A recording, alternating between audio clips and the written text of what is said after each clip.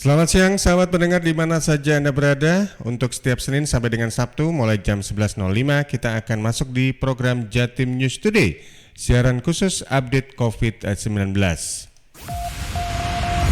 Rangkuman kabar update penanganan COVID-19 untuk regional Jawa Timur segera sahabat simak dalam update COVID-19. Update COVID-19. Untuk edisi hari ini, hari Kamis tanggal 30 April 2020, saya Panji Harto yang bertugas di studio. Di redaksi ada Arwen Baskoro. Di awal jumpa kita langsung saja ketemu dengan Billy Patopoy dari LPPL Suara Sidoarjo. Babinsa dan Babin Kamtipmas berangkatkan 1.000 paket sembako melalui door to door. Silakan Billy. Sahabat pendengar Jawa Timur, kepedulian sosial terhadap dampak COVID-19 di wilayah Kabupaten Sidoarjo terus mengalir. Kali ini kembali ada Polresta Sidoarjo bersama dengan Kodim 0816 Sidoarjo serta Bayangkari Cabang Kota melakukan bakti sosial pembagian 1.000 paket sembako kepada warga. Menariknya dalam pendistribusian bantuan sosial dampak COVID-19 ini dilakukan oleh Babin Kamtipmas bersama dengan Babinsa menggunakan kendaraan roda 2. Pada Kamis 30 April pagi tadi, dimulai pendistribusian setelah dilakukan apel di Mapolresta Sidoarjo. Ratusan sepeda motor dari Babin Kamtipmas dan Babinsa se-Kabupaten Sidoarjo diberangkatkan langsung oleh Kombes Pol Sumarji Kapolresta Sidoarjo. Menurut Kapolresta, pembagian 1.000 paket sembako ini dilakukan secara door-to-door melalui sinergitas TNI Polri. Karena dilakukan secara door-to-door ke rumah warga yang membutuhkan, maka cara paling mudah adalah menggunakan kendaraan roda 2. Jadi setelah apel pembagian paket sembako di Mapolresta, para Babin Kamtipmas dan Babinsa langsung mendatangi rumah warga penerima bantuan yang sebelumnya sudah terdata. Sahabat, sementara itu untuk update COVID-19 di Kabupaten Sidoarjo saat ini, untuk ODP saat ini sudah berjumlah 696 orang, PDP 202 orang, positif COVID-19 94 orang. Sementara untuk korban meninggal ada 12 orang dan sembuh ada 7 orang. Demikian saya Billy Patopoy melaporkan untuk Jatim News Today. Dari Billy Patopoy di Kabupaten Sidoarjo kita bergeser menuju ke Kabupaten Blitar. Ada Risma Erina dari LPPL Persada Kabupaten Blitar. Sebanyak 17.000 lebih keluarga di Kabupaten Blitar mendapatkan bantuan sosial tunai Rp600.000 per bulan. Silakan Risma.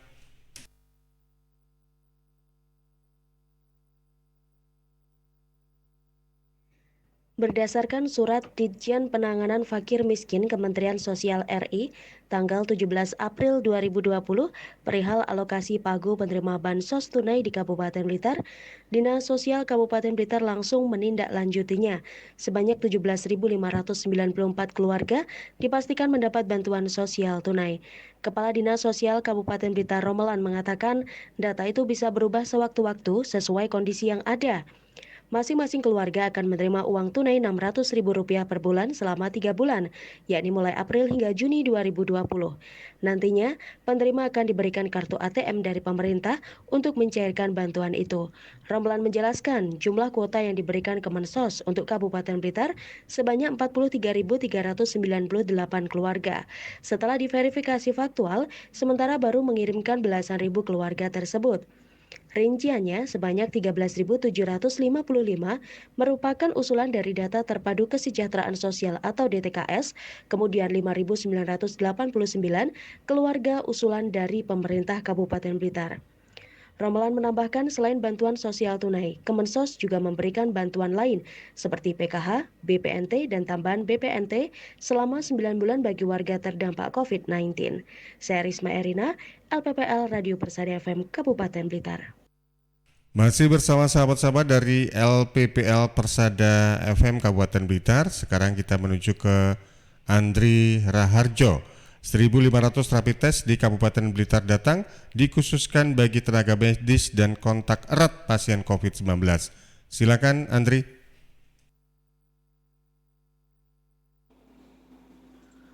Pemerintah Kabupaten Blitar melalui Dinas Kesehatan telah melakukan pengadaan rapid test melalui anggaran yang bersumber dari APBD. Sebanyak 1.500 rapid test yang dibeli saat ini sudah datang.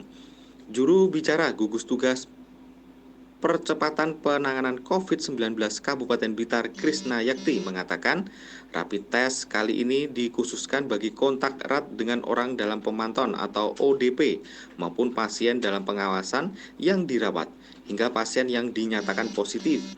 Selain itu juga bagi tenaga medis yang saat ini menjadi garda terdepan menangani kasus corona, mengingat mereka sering berhubungan langsung dengan pasien. Harapannya melalui rapid test bisa diketahui secara cepat dan dapat melakukan antisipasi pencegahan penyebaran virus corona. Krisna menambahkan, ke depan juga masih merencanakan pengadaan rapid test kembali karena pihaknya menginginkan screening terus dikembangkan sehingga tidak ada pasien positif yang tidak diketahui asalnya. Andri Raharjo, LPPL Radio Persada FM, Kabupaten Blitar. Dari Kabupaten Blitar, kita sekarang menuju ke Kota Blitar. Sudah siap dua reporter dari LPPL Mahardika Kota Blitar, ada Kirana Nisa dan Ica Puspita. Kita menuju ke Ica Puspita terlebih dahulu. Jumlah ODR orang dengan risiko di Kota Blitar menyentuh angka 1.400 orang, didominasi warga yang pulang kampung. Silakan Ica. Angka orang dengan resiko ODR COVID-19 Kota Blitar terus mengalami peningkatan. Hingga Rabu 29 April 2020, angka kumulatif ODR mencapai 1.479 orang. Didik Jumianto, Kepala Bidang Pencegahan dan Pengendalian Penyakit Dinkes Kota Blitar mengatakan, ada tambahan 95 ODR baru pada Senin 27 April 2020. Sementara pada Selasa 28 April 2020, ada tambahan sebanyak 17 orang. Mereka merupakan warga yang baru pulang dari daerah berstatus zona merah. Apalagi saat ini hampir seluruh wilayah di Jawa Timur berstatus zona merah, sehingga jika ada warga yang datang dari luar daerah, secara otomatis akan diberikan status ODR. Didik menyebut terdapat 5 kelurahan dengan angka ODR di atas 100 orang, yaitu Sukorejo, Tanjung Sari, Pakunden, Saranwetan, dan Gedok. Didik juga menyebut angka kumulatif orang tanpa gejala OTG mencapai 30 orang, dengan rincian 26 orang sudah selesai dipantau, dan 4 sisanya masih menjalani proses pemantauan oleh tenaga medis. Sedangkan untuk jumlah kumulatif orang dalam pemantauan ODP mencapai 186 orang, dengan rincian 157 orang selesai dipantau, 27 orang masih proses dipantau, dan 1 orang meninggal. Sementara itu, untuk pasien dengan pengawasan PDP sampai saat ini ada 3 orang. 2 orang dinyatakan sembuh dan 1 orang masih menjalani perawatan di RSUD Mardiwaloyo. 1 pasien PDP ini asal Kelurahan Rembang, memiliki riwayat perjalanan ke Lumajang pada 17 April 2020. Dinas Kesehatan sudah melakukan swab dan tengah menunggu hasil dari Surabaya. Didik menambahkan sampai saat ini kasus konfirmasi COVID-19 di Kota Blitar tetap 1 dan sudah dinyatakan sembuh. Ica Puspita, Mahardika FM untuk Jatim News Today.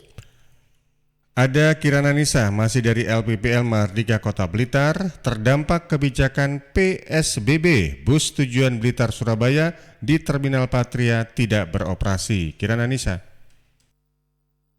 Kondisi Terminal Patria Kota Blitar semakin sepi usai diterapkannya kebijakan pembatasan sosial berskala besar PSBB di sejumlah daerah di Jawa Timur, diantaranya Surabaya, Sidoarjo, dan Gresik. Seperti diketahui, PSBB di wilayah Surabaya mulai berlaku 28 April sampai 11 Mei 2020. Ferry Sugiarto, Kepala Terminal Patria Kota Blitar, dikonfirmasi via telepon Rabu 29 April 2020 mengatakan sepinya penumpang di terminal karena bus tujuan Blitar Surabaya tidak beroperasi. Ada 5 perusahaan otobus PO trayek Blitar Surabaya di Terminal Patria, diantaranya bus Patas Bagong dan Harapan Jaya tujuan Surabaya lewat tol Jombang. Menurut Ferry, jumlah 2 armada untuk trayek Surabaya Blitar ini cukup banyak. Untuk PO Bagong ada 17 armada dan PO Harapan Jaya 25 armada. Sedangkan bus besar ke Surabaya lewat Malang jumlahnya antara 13 sampai 15 armada. Ferry memperkirakan ada sekitar 142 perjalanan bus yang batal akibat kebijakan PSBB. Mulai tanggal 24 sepi lagi. Ke Bagong sekitar 20-an, terus Harapan Jaya 15. Sepi ini seperti itu, yang paling sepi itu. Mei kalau tidak diperpanjang ya. Disinggung mengenai jumlah penumpang, Ferry menyebut terus mengalami penurunan semenjak COVID-19 mewabah. Selama April, rata-rata penumpang datang dan berangkat hanya di angka 2.000-an untuk bus antar kota, antar provinsi AKP, dan antar kota dalam provinsi AKDP. Padahal di bulan Maret, rata-rata penumpang datang dan berangkat bisa menyentuh angka 30 ribuan orang. Kirana Nisa, Mahardika. Anda masih bersama kami dalam siaran program Jatim News Today, siaran khusus update COVID-19. Tentunya Anda bisa mendengarkan di Realita Pamekasan, Suara Sidoarjo, Suara Gresik, Pradia Suara Tuban, Mahardika Kota Blitar, Persada FM Kabupaten Blitar, Ersal FM Nganjuk, serta Suara Madiun. Dari LPPL Mahardika Kota Blitar, sekarang kita menuju ke LPPL Suara Madiun. Ada Kiki Desilia. Wali Kota Madiun apresiasi warga terima jenazah PDP dikebumikan di pemakaman umum. Silakan Kiki. Sahabat Jatim News Today, seorang warga Kota Madiun dengan status pasien dalam pengawasan atau PDP meninggal dunia Rabu 29 April 2020. Namun hingga saat ini, swab tes pasien belum diketahui hasilnya. Meninggalnya pasien PDP ini dibenarkan oleh Wali Kota Madiun Haji Maidi. Hari ini memang ada PDP meninggal dunia, tetapi hasilnya itu belum ada. Dan saya terima kasih sekali pada masyarakat Kota Madiun bahwa walaupun itu PDP, untuk pemakamannya pakai SOP Dinkes dijalankan semua dan dimakamkan di makam masyarakat. Hebat, terima kasih sekali pada masyarakat. Benarnya pemerintah daerah juga sudah menyiapkan di Pace Keras untuk semuanya, tapi warga kelihatannya welcome, tidak masalah. Dan memang PDP kita ada 10, yang 8 kita periksa sudah negatif, yang 2 hasilnya belum, 1 meninggal, tinggal 1. Kita tunggu aja nanti hasilnya ya, mudah-mudahan negatif semuanya. Itu yang kita harapkan. Sahabat, pasien PDP pria 32 tahun bekerja di Yogyakarta ini sebelum Ramadan pulang ke Kota Madiun. Namun, 24 April 2020 menderita sesak napas dan dilarikan ke UGD Sudono. Meski begitu, proses pemakaman pasien PDP dijalankan sesuai dengan SOP pemakaman jenazah pasien suspek dan positif COVID-19. Petugas pengantar jenazah mengenakan APD lengkap, melakukan penyemprotan sekitar area makam, dan peti jenazah dibuat berlapis untuk menghindari penyebaran virus. Seperti diketahui sahabat, data dari dashboard.madiunkota.go.id, persebaran COVID-19 di Kota Madiun per tanggal 29 April sebanyak 940 orang dengan resiko. Rincian, 634 selesai pemantauan, 46 orang tanpa gejala, 8 selesai pemantauan, 57 orang dalam pengawasan, 51 selesai pemantauan dan sembuh, dan 1 orang pasien dalam pengawasan. Hingga saat ini, Kota Madiun masih dinyatakan zero positif COVID-19. Kiki Deslia untuk Jatim News Today. Masih ada 4 reporter tersisa yang akan mengabarkan informasi untuk penanganan COVID-19 di kabupaten kotanya masing-masing. Di antaranya nanti ada peluang dengan reporter dari Realita Pamekasan, dari Ersal Nganjuk, kemudian dari Pradia Suara Tuban, dan dari Suara Gresik. Kita menuju ke Realita FM Pamekasan sekarang. Ada Arifin yang bawa kabar FRPB Pamekasan telah salurkan 300 paket sembako kepada warga terdampak COVID-19. Silakan Arifin. Kerabat Lumbung Pangan Forum Relawan Penanggulangan Bencana Daerah atau FRPB Kabupaten Pamekasan hingga saat ini telah menyalurkan sebanyak 300 paket sembako kepada warga terdampak COVID-19, terutama kepada warga kurang mampu yang penghasilannya menurun drastis, seperti tukang beca, pedagang kaki lima maupun tukang ojek. Menurut Koordinator FRPB Pamekasan, Budi Cahyono mengatakan, hasil dari urunan para relawan dibelanjakan untuk membeli sembako sekedarnya saja. Di antaranya beras 3 kiloan dan mie goreng. Meski tak seberapa banyak, kata Budi yang juga koordinator supervisor BPBD Pamekasan, minimal bisa meringankan beban para warga terdampak COVID-19 dan bermanfaat untuk mengurangi beban kebutuhan sehari-hari. Sampai saat ini sudah ada 300 paket. Nah, paket yang sudah tersalurkan 300 paket sembako. Ya memang nilainya mungkin tidak seberapa, tapi yang penting bisa bermanfaat bagi masyarakat. Untuk program selanjutnya lumbung pangan tetap akan ada. Ini insya Allah dalam waktu dekat ini akan datang lagi beras yang kami pesan. Nanti akan dibungkus dan langsung akan disalurkan. Semoga bisa meringankan masyarakat, mengurangi beban hidup sehari-hari. Informasi sebelumnya, lumbung pangan ini difokuskan untuk para relawan yang tergolong kurang mampu. Namun dari hasil sebagian urunan dan donatur, sembako dibagikan kepada warga terdampak COVID-19, terutama bagi wilayah kecamatan yang terdampak zona merah dengan cara door to door atau datang langsung kepada penerima manfaat. Dari Realita FM Pamekasan, Arifin mengabarkan. Dari Arifin kita menuju ke Kabupaten Nganjuk. Ada Agustin Merdekawati dari LPPL Ersal FM Nganjuk. Polres Nganjuk bentuk COVID Hunter untuk awasi OTG, orang tanpa gejala, dan ODP, orang dalam pantauan virus corona COVID-19. Silakan Agustin. Polres Nganjuk membentuk tim COVID Hunter untuk melakukan pencegahan penyebaran virus corona agar tidak semakin meluas. Kedepannya, tim tersebut akan melakukan penertiban bagi masyarakat yang tidak mematuhi prosedur penanganan COVID-19. Kapolres Nganjuk AKBP Handono Subiakto mengatakan tim tersebut akan memiliki sasaran yang lebih mengerucut, yakni masyarakat yang tidak mematuhi atau melanggar aturan yang dikeluarkan pemerintah untuk penanganan COVID-19. Pengawasan akan difokuskan kepada masyarakat yang tercatat sebagai orang tanpa gejala atau OTG, orang dalam pemantauan atau ODP, dan pasien dalam pengawasan atau PDP. COVID Hunter akan mengawasi ketaatan mereka dan melakukan isolasi selama minimal 2 minggu. Baik mereka yang melakukan isolasi di rumah maupun di tempat yang ditetapkan pemerintah. Jika ada warga kategori tersebut akan melakukan pelanggaran prosedur, Handono menegaskan mereka akan diamankan. Hal tersebut dilakukan untuk menghindari potensi penyebaran virus corona yang lebih luas. Meski bertugas mengamankan masyarakat yang kedapatan melanggar aturan, Handono menyebut COVID Hunter akan mengedepankan sifat preventif dan humanis. Namun, jika tetap melawan, akan tetap diambil tindakan tegas. Apalagi kalau ada pasien positif corona yang nekat untuk kabur dari rumah sakit. Lebih jauh dikatakannya, untuk lokasi yang akan menjadi sasaran tim COVID Hunter adalah wilayah yang dinyatakan zona merah. Untuk itu, pihaknya akan bekerja sama dengan instansi terkait dalam melakukan tugas tersebut. Dari 105,3 FM, Agustin Merdekawati. Dari LPPL Ersal FM Nganjuk, sekarang kita menuju ke LPPL Pradya Suara Tuban. Sudah siap dengan laporannya Hikmah Suroya. Larangan mudik Satlantas Polres Tuban akan minta bus antar kota antar provinsi akap untuk putar balik. Silakan Hikmah.